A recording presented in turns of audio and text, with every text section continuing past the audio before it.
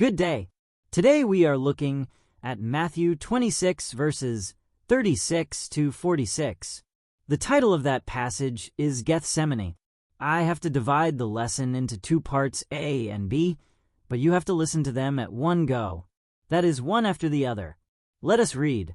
Then Jesus went with his disciples to a place called Gethsemane, and he said to them, "Sit here while I go over there and pray." He took Peter and the two sons of Zebedee along with him, and he began to be sorrowful and troubled. Then he said to them, "My soul is overwhelmed with sorrow to the point of death. Stay here and keep watch with me." Going a little farther, he fell with his face to the ground and prayed, "My Father, if it is possible, may this cup be taken from me. Yet not as I will, but as you will." Then he returned to his disciples and found them sleeping. "Couldn't you men keep watch with me for 1 hour?" he asked Peter. "Watch and pray so that you will not fall into temptation. The spirit is willing, but the flesh is weak." He went away a second time and prayed, "My Father, if it is not possible for this cup to be taken away unless I drink it, may your will be done." When he came back, he again found them sleeping because their eyes were heavy. So he left them and went away once more and prayed the third time, saying the same thing. Then he returned to the disciples and said to them, "Are you still sleeping and resting? Look, the hour has come, and the Son of Man is delivered into the hands of sinners. Rise, let us go. Here comes my betrayer." This is a tale about the watchman of the garden. We have heard about the Garden of Eden in Genesis 1. I would like you to treat this garden as such. Treat the garden as a holy place, or as a kingdom of God, where only righteousness and holiness prevail. Jesus took with him all his disciples, but he urged 3 of his favored disciples to remain within touch. These were Peter, James, and John. As we all know, Peter was left as the head honcho, or the one overall in charge. James would either be the first to die or the leader of the people. John was the loved one, and was also a prophet after the ascension of Jesus. These 3 were leaders. They were made into watchmen over others. Watchmen stay watch over a city or as guards at night. You can also call them sentinels. They need to have good hearing and good eyesight, but sometimes good voices for shouting and alerting. They may sound a trumpet. Therefore, you could call them heralds. Heralds can be prophets. Watchmen try to prevent disaster from happening either to property, people, or a city. Every country under the heavens has sentinels that just keep watch. They are called security agents or soldiers. Some are called intelligence officers, and others state agents. They are always on a watch. There is a psalm about watching, but I do not know if it is relevant here. I thought I must just include it and probably kindle something in you, as it may come useful later. Psalm 130 says, "Out of the depths I cry to you, Lord.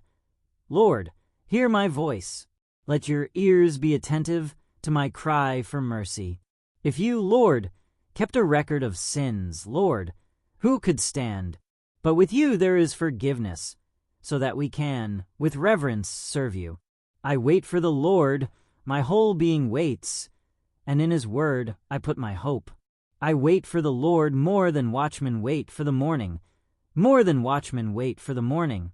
Israel, put your hope in the Lord, for with the Lord is unfailing love, and with him is full redemption. He himself will redeem Israel from all their sins." I can see how this psalm is relevant here in that the singer is asking God for something, and he must wait for the Lord to deliver. He says he does not rush or try and force the Lord, but waits for the Lord to answer in his own good time. Though he may be desperate, he knows that it is not up to him. He knows the promises of the Lord. He knows the word of God. He knows his commandments. He knows his curses, but he waits still. He does not attempt to hijack the processes of the Lord, but waits for God to lead the process. Guards know their shift, when it starts and when it ends. The singer of the psalm may have no such time, but he is highly expectant. Whenever the delivery comes, it will be good. If it is late, then it is the Lord's will. If it is early or any other time, it will be according to the Lord's will.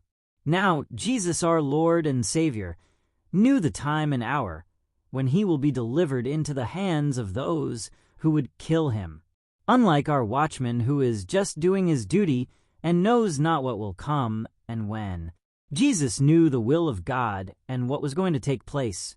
However, he sought a delay or a change of plans. What does that mean? Though God may change the plans and things happen in a different way, the outcome or result will still be the same. Jesus is asking for a change in process, and perhaps the time of that starting. Why would he want to change God's plans? Did such a thing ever happen? Yes, several times, and it still happens today. Were the disciples ready to assume the mantle, whether collectively or individually? Were they ready to minister and be servants of the Lord? However, the events surrounding the passion of the Christ tells us otherwise, that they were not ready or willing. That is why the Lord had to push them into action, away from Jerusalem and into other cities and the countryside. That is what he meant when he spoke through the prophet Zechariah, when he said in Zechariah 13 verse 7, "Strike the shepherd, and the sheep will be scattered, and I will turn my hand against the little ones."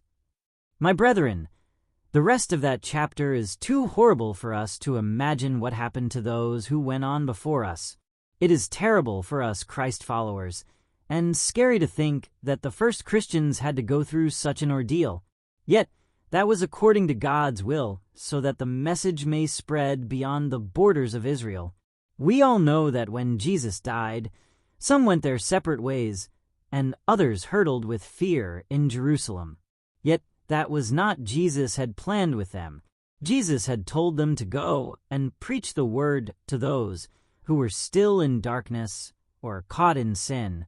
He told them to go to Galilee, which may mean go to the Gentiles or heathens or anyone who needs to be saved. They were supposed to go and treat the patients, that is, those who needed to be shown the true light of the Lord. They simply did not do that. Therefore, they were not ready, assumably, and the Lord took action, for they were the ones blessed enough to do it. For they had walked with the Lord Jesus and seen all he had done. They knew the words of life. Brethren, there is a time for everything, as the Lord says in Isaiah 28 verses 23 to 29.